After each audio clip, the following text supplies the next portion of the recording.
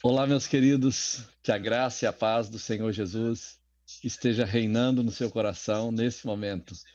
É um prazer muito grande poder estar falando com vocês e ministrando, né, em Viçosa por meio desse sistema que hoje nos permite fazer isso.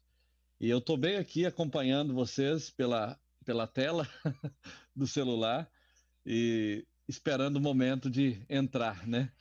É muito bom. Foi muito bom louvar a Deus com os irmãos, foi muito bom ouvir as canções e esse tempo de interação é realmente muito precioso. Eu louvo a Deus pela oportunidade de podermos compartilhar isso. E felizmente, a tecnologia está permitindo que a gente faça isso cada vez com mais qualidade.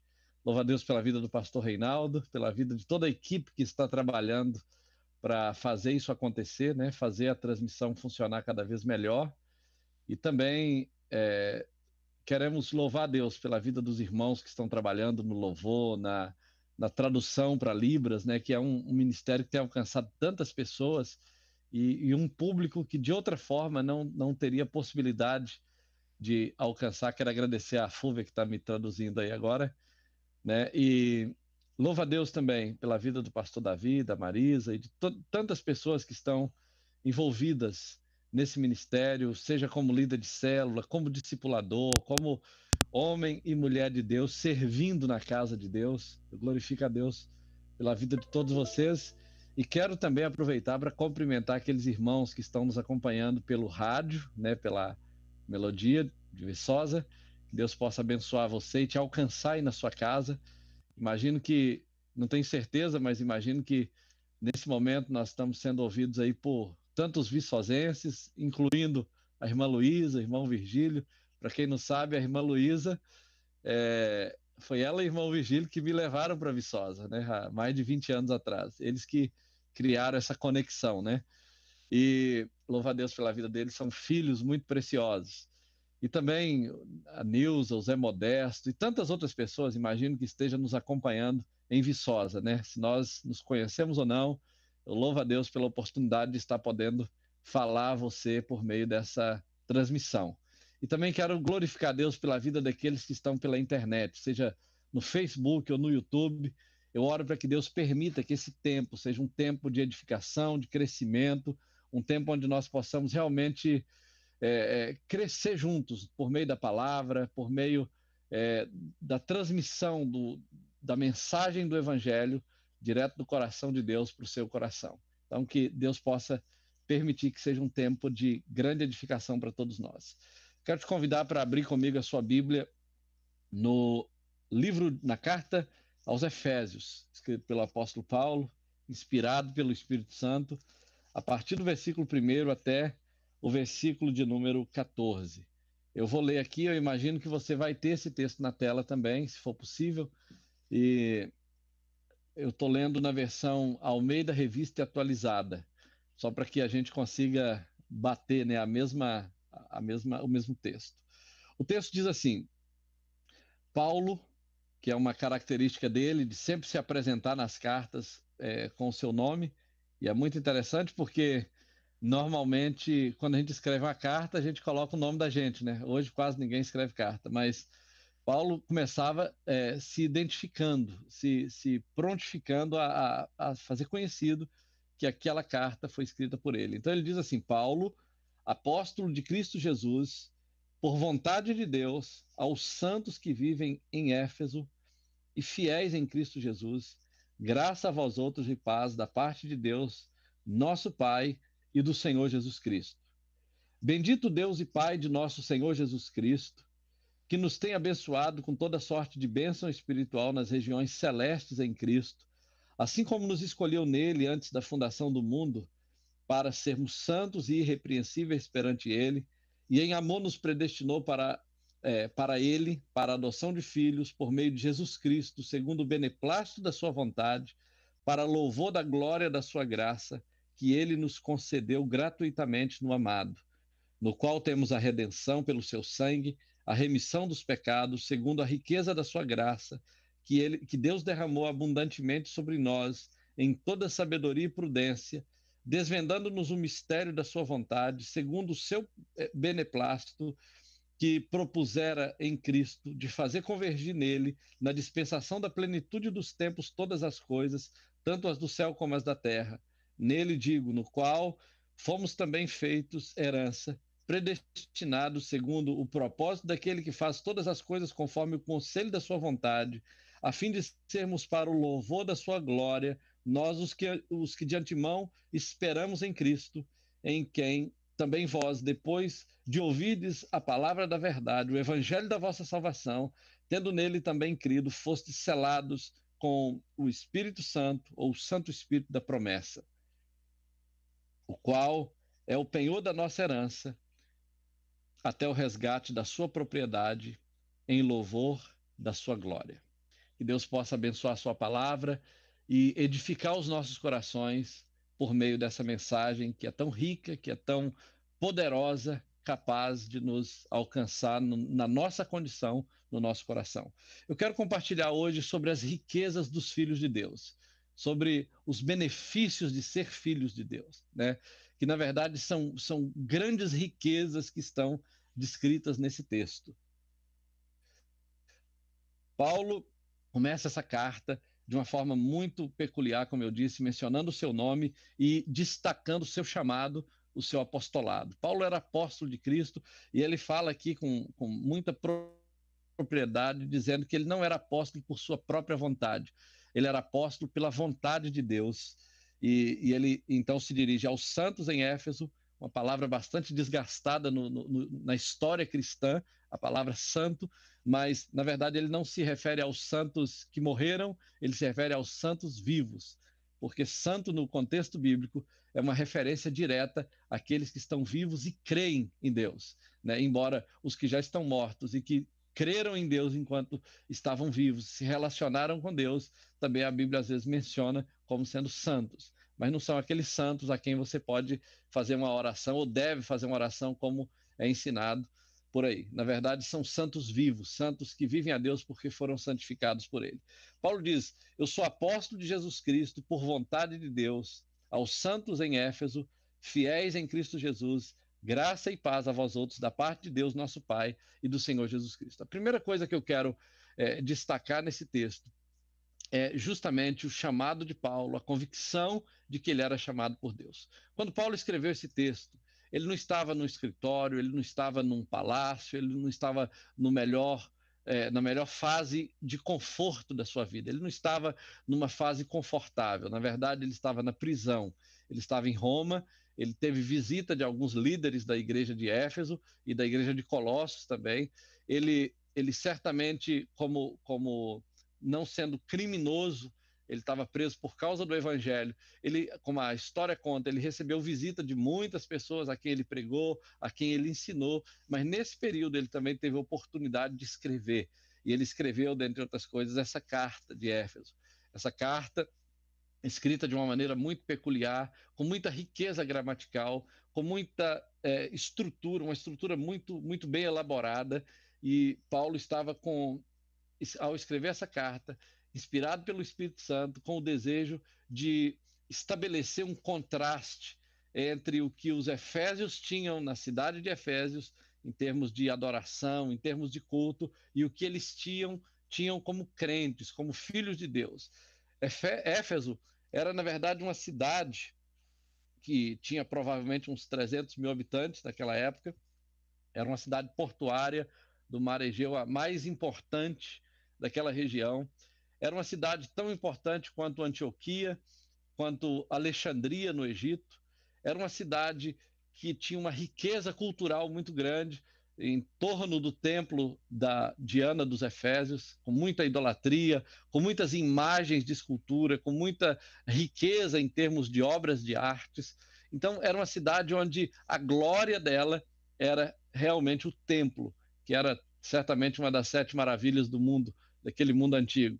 Então, eles estavam impressionados com a beleza do templo, com a estrutura do templo, com a organização dos cultos que eles faziam, com a beleza dos ídolos que eles tinham. Eles veneravam aquilo, os livros valiosos que eram muito bem valorizados por eles. Então, tudo aquilo era uma representação da opulência, da riqueza, da exuberância daquela cidade. E então Paulo traz uma mensagem para aqueles irmãos que eram crentes agora em Jesus, que tinham abandonado a idolatria, que tinham deixado essas tradições culturais daquela cidade. Ele traz uma mensagem para eles numa estrutura também muito rica, uma estrutura muito bem elaborada e numa gramática muito rica para descrever as riquezas que os crentes tinham em Cristo Jesus, que os filhos de Deus tinham em Cristo, que eram ainda maiores do que aquelas que os adoradores da Diana dos Efésios tinham.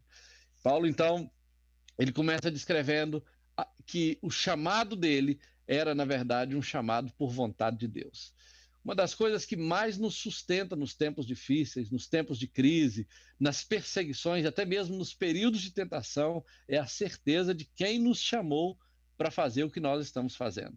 Eu tenho 2 filhos, como vocês sabem, a Lília e o Mateus, que são preciosos, são criados nesse ambiente de fé, de dependência de Deus, de confiança no Senhor.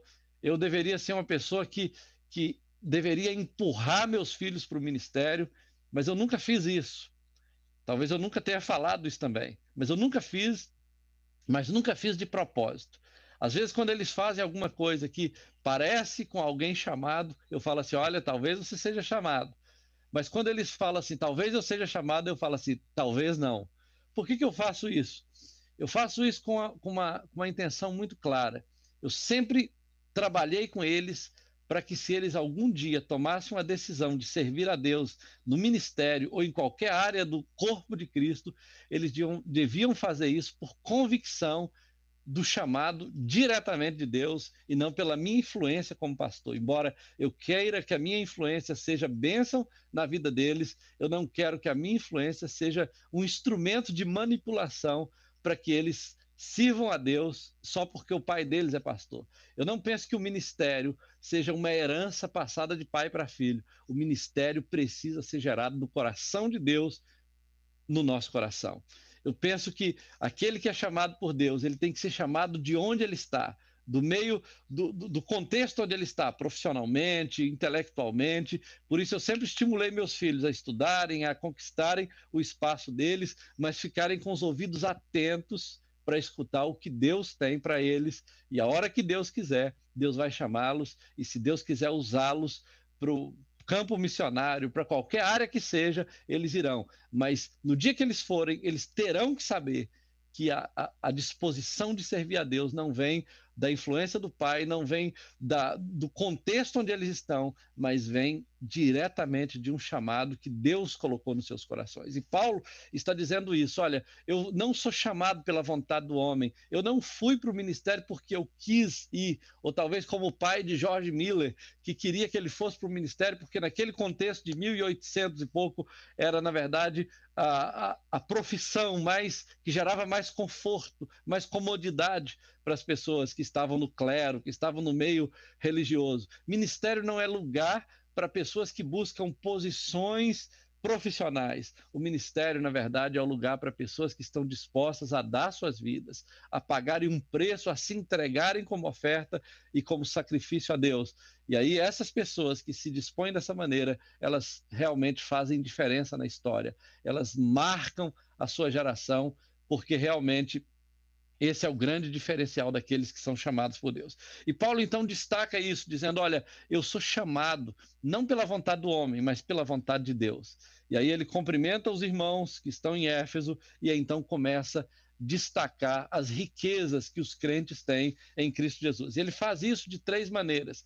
Ele apresenta todas as riquezas que nós recebemos por meio de Deus o Pai, por meio de Jesus Cristo Filho e por meio do Espírito Santo. E ele então exalta a nossa origem, ele destaca o nosso valor como filhos de Deus e mostra-nos de uma forma muito, muito interessante para gerar em nós esperança, para nos dar conforto como filhos de Deus e para nos fazer lembrar de quem nós somos, do valor que tem aquilo que nós recebemos em Cristo Jesus. São riquezas que o dinheiro não pode comprar, são riquezas que não se pode achar em qualquer lugar. Na verdade, elas estão todas em Cristo Jesus. Elas são possíveis para aqueles que estão em Cristo Jesus. Bom, Paulo então começa dizendo assim no versículo 3. O versículo 3 em diante, até o 6, vai nos mostrar as riquezas que nós recebemos diretamente de Deus o Pai.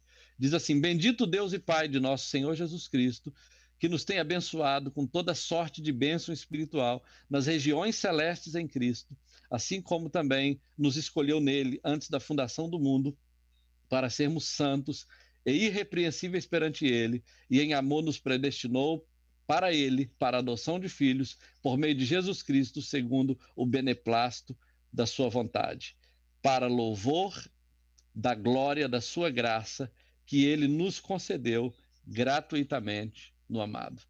Paulo nos apresenta as bênçãos que nós recebemos por meio de Deus, mostrando que nós vivemos, nós existimos como crentes, como filhos de Deus, em duas dimensões diferentes. Nós somos da terra, nós somos humanos, nós somos pertencentes à nossa família terrena, mas nós também somos do céu, nós somos eternos, nós pertencemos à família espiritual, nós estamos assentados nos lugares celestiais, nós nos relacionamos na vida, nós temos o nosso trabalho, nós temos a nossa rotina diária, nós temos nossas lutas, nossos problemas, mas nós também vivemos no mundo espiritual, na esfera espiritual, como filhos de Deus, como santos, como aqueles que têm eternidade, a eternidade garantida. Nós estamos caminhando para a morte, nós sabemos que a nossa vida tem um tempo limitado, a nossa existência é limitada, e nós um dia iremos morrer e não estaremos mais nessa terra, mas ao mesmo tempo nós vivemos com a esperança de que estaremos eternamente no céu. Então nós coexistimos nessas duas dimensões. Nós estamos na terra, mas somos do céu. Nós somos humanos, mas teremos um corpo incorruptível. Nós vamos morrer, mas viveremos eternamente. Nós somos filhos de nossos pais, mas nós também somos filhos de Deus. Nós somos pecadores, mas nós viveremos no estado de incorruptibilidade, no estado de perfeição um dia quando estivermos na eternidade. Então, essas são as duas realidades. Então, Paulo fala que nessa dimensão espiritual nós fomos abençoados com toda sorte de bênção espiritual nas regiões celestes. No mundo espiritual, onde Deus habita, no mundo espiritual, onde os anjos trabalham, no mundo espiritual, onde as realidades eternas se movimentam, nessa dimensão, nós fomos abençoados com toda sorte de bênçãos espirituais. Essa declaração de Paulo não foi feita por acaso. Paulo estava falando com um povo grego, com um povo de origem necessariamente não judeu, provavelmente havia algum judeu naquele contexto, mas Paulo estava falando com um povo que estava começando a abraçar o evangelho e que não tinha uma identidade em Deus até aquele momento. Paulo era judeu, e todo judeu sabia que ele vinha de Abraão e que por meio de Moisés eles receberam a lei. Então, Paulo não estava querendo nos conectar, e muito menos conectar a igreja de Éfeso necessariamente com a história e com a tradição judaica, embora a gente saiba que Jesus era judeu e o evangelho veio por meio de Israel e do judaísmo. Mas quando um judeu queria exaltar a sua origem, ele dizia: eu sou filho de Abraão, porque ele sabia que Abraão era o pai de Israel e ele sabia que Abraão foi eleito por Deus para ser pai dessa nação. Abraão gerou o seu filho foi gerando as próximas descendências, e de Jacó vieram as 12 tribos de Israel, e isso fez com que Israel passasse a existir como nação, como povo escolhido de Deus. Mas quando Paulo vai exaltar ou vai destacar a origem do crente, ele não coloca o crente ligado a Israel ou ligado a Abraão imediatamente. Na verdade, ele vai dizer o seguinte, no versículo 4, assim como nos escolheu nele, antes da fundação do mundo, para sermos santos e irrepreensíveis perante ele, e em amor nos predestinou para a adoção de filhos, por meio de Jesus Cristo, segundo o beneplácito da sua vontade, para louvor e glória da sua graça, que ele nos concedeu gratuitamente no amado. Então, as primeiras bênçãos do Pai são reveladas aqui como eleição e adoção. Nós fomos eleitos antes da fundação do mundo, fomos escolhidos nele, no próprio Jesus. Nós não fomos escolhidos em Abraão, nós não fomos escolhidos em Moisés, Nós não fomos escolhidos na nação judaica, nós fomos escolhidos em Cristo. A nossa origem é anterior à existência de Israel, é anterior à existência da terra, é anterior à existência do universo. Quando Deus estava criando todas as coisas, no início de todas as coisas, lá nos dias da eternidade, Deus nos escolheu nele. Nós somos propriedade de Deus, nós somos gerados pelo próprio Deus, mas nós também somos gerados do próprio Deus. Nós viemos dele, nós nascemos dele, nós brotamos de Deus por desejo dele. Então, essa eleição, ela realmente nos conecta com a eternidade. Isso nos traz a consciência de que, ainda que sejamos Comunidade Batista da Paz, a nossa identidade ainda é anterior à Comunidade Batista da Paz. Nós somos conectados em Deus, eleitos em Deus, nos dias da eternidade, para sermos filhos. Isso é algo muito rico, é algo muito poderoso. Quando você lê esse versículo, você vai se deparar com as palavras predestinação. Nos predestinou para a adoção de filhos. Você vai deparar com a palavra, nos escolheu nele antes da fundação do mundo para sermos santos. Você vai perceber que a eleição está relacionada principalmente com os filhos de Deus, aqueles que foram eleitos, aqueles que foram escolhidos por ele para serem seus filhos. Mas, junto com isso, ela está também relacionada com o propósito de sermos santos, com uma razão por que ele nos predestinou, porque ele nos escolheu. Essa palavra predestinação, ela acabou se transformando numa palavra que divide opiniões, que segrega calvinistas de arminianos.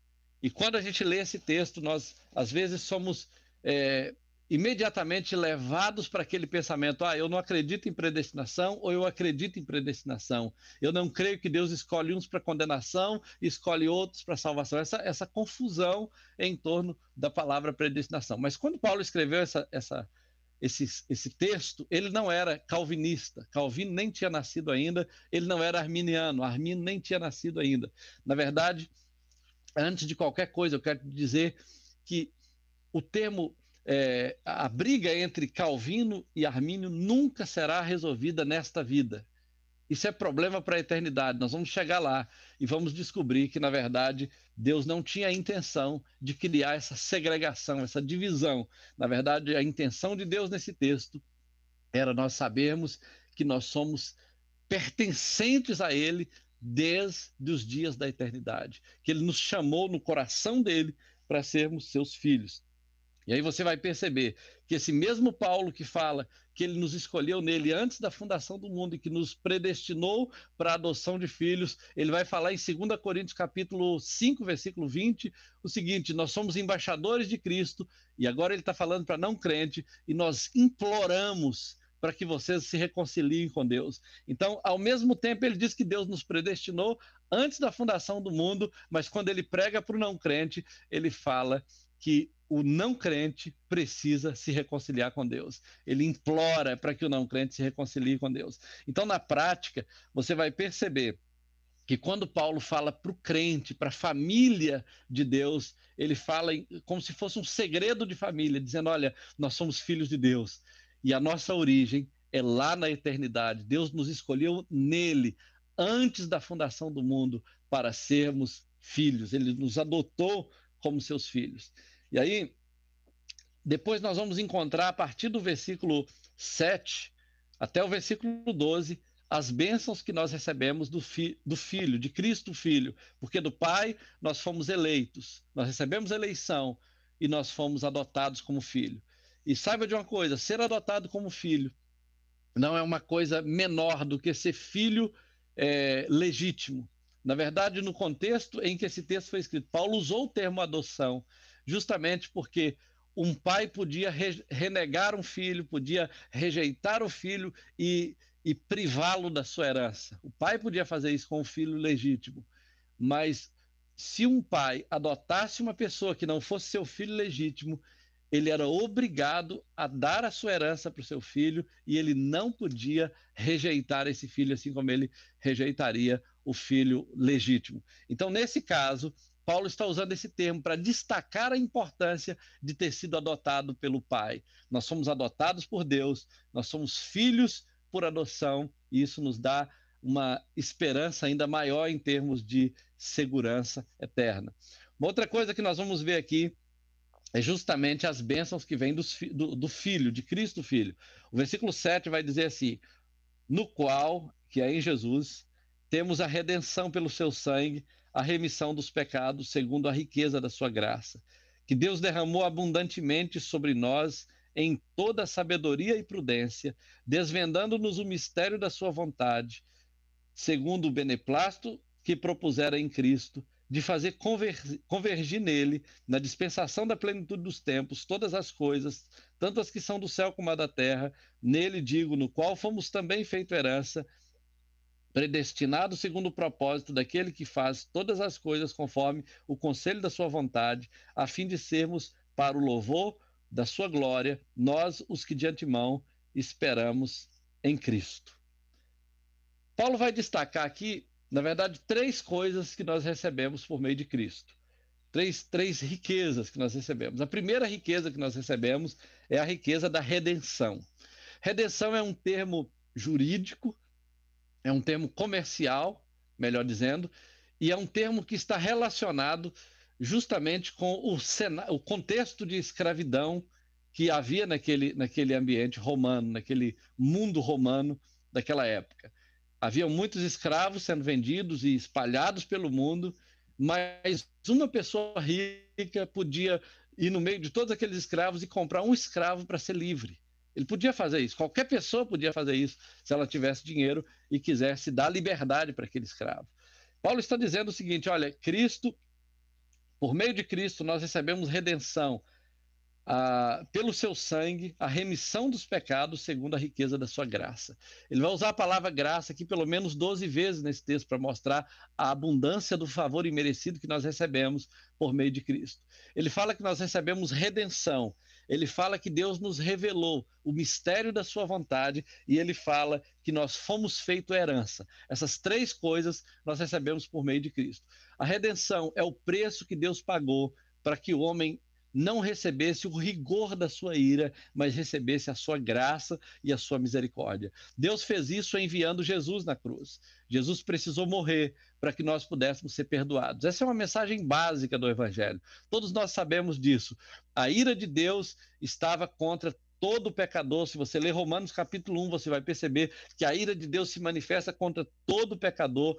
E aí você vai ver Deus furioso com o pecado humano, pronto para condená-lo, pronto para impetrar toda a sentença de juízo que o homem merecia, mas aí, ao invés de fazer isso, Deus fez, na verdade, derramando a sua ira sobre o próprio Filho, para que ele assumisse como Cordeiro Imaculado a nossa culpa e nós recebêssemos perdão. No dia do meu aniversário, ano passado, eu recebi uma mensagem de uma pessoa da internet falando assim: que Deus te dê tudo que você merece. E quando ele falou isso, eu senti um gelo no meu coração. Porque se Deus me der tudo que eu mereço, segundo a sua justiça, eu vou parar no quinto dos infernos. Mas esse rapaz que escreveu isso, que Deus me dê tudo que eu mereço, ele falou: que Deus te dê tudo que você merece, segundo a sua misericórdia. Então, quando alguém diz que Deus te dê tudo que você merece, segundo a sua misericórdia, aí você tem um alívio. Porque a misericórdia me lembra que Deus não vai me dar tudo que eu mereço segundo a sua justiça e retidão, porque se ele fizer isso, ele me mata e me lança no inferno, mas se ele fizer segundo a sua misericórdia, ao invés de me oferecer morte, ele vai me oferecer vida. Ao invés de me oferecer condenação, ele vai me oferecer perdão e vida eterna. Então foi o que ele fez na cruz. Isso é redenção. Eu era um escravo à venda, eu merecia a eternidade, sem Deus, eu merecia a condenação eterna, mas por meio de Jesus eu recebi perdão e misericórdia. E o texto fala: desvendando-nos o mistério da sua vontade, de fazer convergir nele, isto é, na plenitude dos tempos, todas as coisas, tanto as que são da terra quanto as que são do céu. Deus decidiu fazer com que em Jesus ficasse claro para mim, ficasse conhecido para mim, para todos nós, que somos filhos de Deus, esse mistério da sua vontade, porque o mundo estava desarmonizado por conta do pecado. A natureza humana está caída, a natureza física está caída, o universo está completamente confuso por falta, por conta do pecado. Mas Deus tem um projeto em fazer com que todas as coisas sejam convergidas para Cristo, e Ele está trabalhando nisso, fazendo com que nós nos pareçamos com Cristo até o final da história. A Bíblia fala que quando nós o virmos, no final de tudo, nós seremos semelhantes a Ele. Então Deus está trabalhando em nós para que nós sejamos semelhantes a Cristo. Por isso, seja amoroso com aquelas pessoas que ainda não estão nada parecidas com Cristo, seja paciente com aquelas que estão melhorando a cada dia, porque isso não é um trabalho humano, isso é um trabalho de Deus. Deus está trabalhando em nós, segundo a sua misericórdia, para que sejamos semelhantes a Cristo no dia da eternidade. Então, nós recebemos redenção, nós conhecemos o mistério da sua vontade, e a Bíblia fala que nós fomos feito herança. Tem umas versões que falam que nós recebemos herança, e as duas coisas estão certas. Nós recebemos essa herança de Deus, mas nós também fomos feito herança, porque por meio de Cristo Jesus, Ele nos resgatou para que nós nos tornássemos herança de Deus. Porque uma vez que Cristo nos comprou pelo preço de sangue, como Pedro diz, não foi com prata ou ouro, mas com coisas preciosas como prata ou ouro, mas foi com o sangue precioso do Filho de Deus que Ele nos resgatou.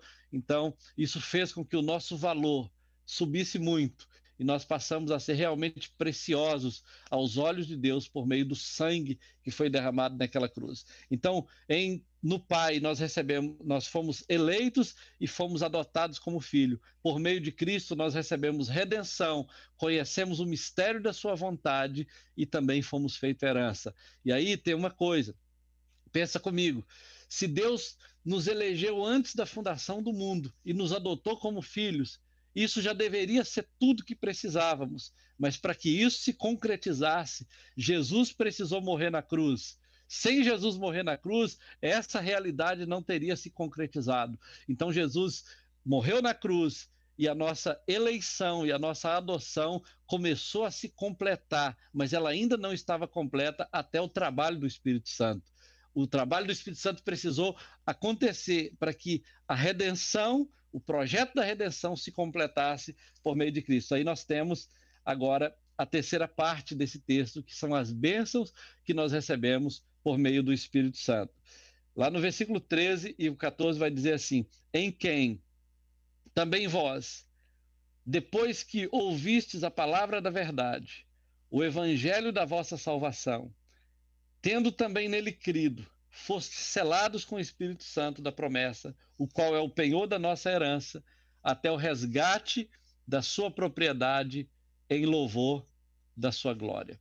Veja bem, o que nós extraímos dessa verdade? A primeira coisa que fica destacado nesse texto, em termos de estrutura, o Pai nos elege para sermos adotados, o Filho nos redime, nos faz conhecer a sua vontade, nos faz herança dele, nos torna a sua própria herança, mas agora o texto fala: em quem também vós, depois que ouvistes a palavra do evangelho da vossa salvação, tendo também crido. Eu precisei crer naquilo que Jesus fez, naquilo que o Pai me deu na eternidade. Eu precisei crer. Nós precisamos crer. Você precisou crer para que isso se tornasse real. Quando você creu, a Bíblia fala, nesse versículo 13, no dia que você creu, você foi selado com o Espírito Santo da promessa. O selo que está descrito nesse texto também era um termo comercial muito comum no contexto grego e romano, que era na prática o seguinte: quando alguém tinha uma propriedade, qualquer que fosse, um gado ou qualquer objeto que ele tivesse, que lhe pertencesse, ele colocava o selo dele. Aquele selo era a garantia de que aquele objeto, aquela propriedade pertencia a alguém. Então ali estava a marca das iniciais do nome daquela pessoa. Na roça nós fazíamos isso, né, marcando os gados, né, aqueles gados que era daquela pessoa, era marcado com as iniciais da própria pessoa que era o seu dono. Então, Deus fez isso, nos tornando propriedades exclusivas de Deus. Isso não é um termo pejorativo. Na verdade, ele está dizendo o seguinte: olha, Essa pessoa que eu estou vendo aí, né, o Davi, a Marisa, o Aldeir, ou eu não estou vendo a congregação nesse momento por alguma razão, a transmissão não está chegando para mim de volta, mas quem quer que seja, que esteja aí, o pastor Reinaldo, ou alguém da música, saiba de uma coisa, é minha propriedade exclusiva. É isso que Deus está dizendo, me pertence, é meu filho, não toque nele, não use ele de maneira abusiva, é meu filho, foi escolhido por mim, me pertence. Então, ele fala o seguinte: fomos selados com o Espírito Santo da promessa no dia que cremos. Então, o Pai elegeu na eternidade, Cristo morreu há 2000 anos atrás, mas no dia que você creu, você foi selado. Essa declaração de Deus de que você é propriedade dele aconteceu de fato no dia que você creu. E aí o texto fala assim: e esse selo é muito mais apenas do que uma declaração de propriedade, é na verdade um penhor, o penhor da herança até o dia do resgate da propriedade. João falou o seguinte: olha, nisso sabemos que somos filhos de Deus, em que nos deu o Espírito Santo. Ou seja, o fato de termos o Espírito Santo nos lembra de que somos filhos de Deus. E o fato de sermos filhos de Deus e termos o Espírito Santo nos lembra que somos propriedade de Deus, somos selados por Ele e que Deus vai nos buscar no dia que está determinado para que isso aconteça. Então veja comigo. Muitas pessoas ficam perdendo tempo em discutir se Jesus vem agora, se ele vem depois, se ele vem no meio da tribulação, no final da tribulação, antes da tribulação, se vai ter isso ou se vai ter aquilo. O, o foco principal desse texto não é provocar discussão em torno de quando será a vinda dele, mas é de fato dizer: ele virá para te buscar. O Espírito Santo é a garantia de que a propriedade será resgatada, porque o penhor está dentro dessa propriedade. Então ele está dizendo assim: olha, porque eu dei o Espírito Santo, eu irei buscar a minha igreja, o meu povo. Isso é algo muito tremendo, isso é uma promessa muito maravilhosa que você e eu precisamos guardar no nosso coração e nos consolar com ela. Então, para nós concluirmos essa reflexão, por que Paulo escreveu isso? Por que nós precisamos é, usar e receber essa mensagem no nosso coração? A primeira razão é porque nós esquecemos quem nós somos. Nós começamos a viver como se fôssemos ímpios e esquecemos que somos santos. Nós ficamos desanimados com a vida, pensando que tudo que representa a vida se resume aos problemas que temos, às preocupações que nos assolam, às circunstâncias que nos envolvem. Mas quando nós olhamos para isso aqui, nós lembramos que existem riquezas que o dinheiro não pode comprar, existem riquezas que estão guardadas em Deus e que foram derramadas sobre nós por meio de Jesus Cristo. Então, isso é para nos dar consolo, para nos dar esperança, para nos fazer viver um padrão de vida acima da média, porque nós fomos escolhidos em Deus para sermos santos.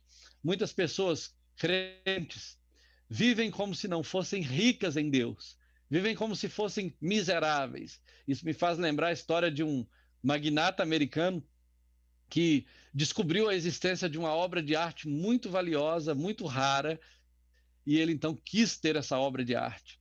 E ele então contratou um dos seus mordomos para procurar no mundo inteiro onde essa arte se encontrasse e trazê-la para ele. Então, depois de meses de procura, esse mordomo escreveu uma carta dizendo o seguinte: olha, senhor, essa arte não pode ser encontrada em outro lugar a não ser no seu acervo. Já procuramos todos os lugares do mundo onde ela poderia estar e não existe. Essa arte não existe. Vamos checar no seu acervo. E quando eles vieram procurar no acervo, descobriu que ele já tinha essa obra de arte, ele já tinha ela já desde muito tempo atrás.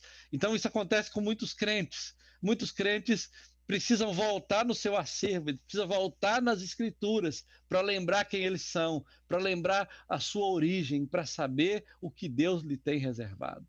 E agora, terminando essa reflexão, eu me lembro de uma história também que eu ouvi de um homem rico que morreu, e ele então pediu que o seu advogado lesse o testamento para os seus descendentes, e então todos se juntaram ali embrulhados em cobertores, porque estava muito frio, e ele então começou a ler o testamento, e ele dizia assim: olha, eu, em são juízo, usando os plenos poderes mentais e físicos durante a minha vida, usei todos os recursos que eu tinha e não estou deixando nada para vocês.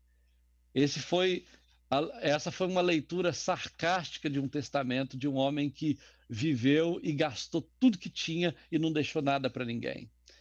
Mas quando você lê esse texto aqui de Efésios, capítulo 1, é exatamente o contrário.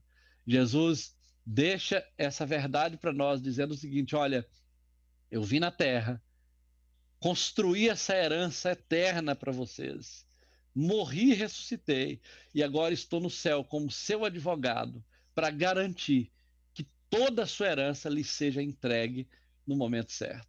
Então, meus queridos, que Deus possa nos ajudar a viver essa realidade, a viver essa experiência, a desfrutar desse padrão de vida, andando em santidade e vivendo o melhor de Deus nessa terra e na eternidade, em nome de Jesus.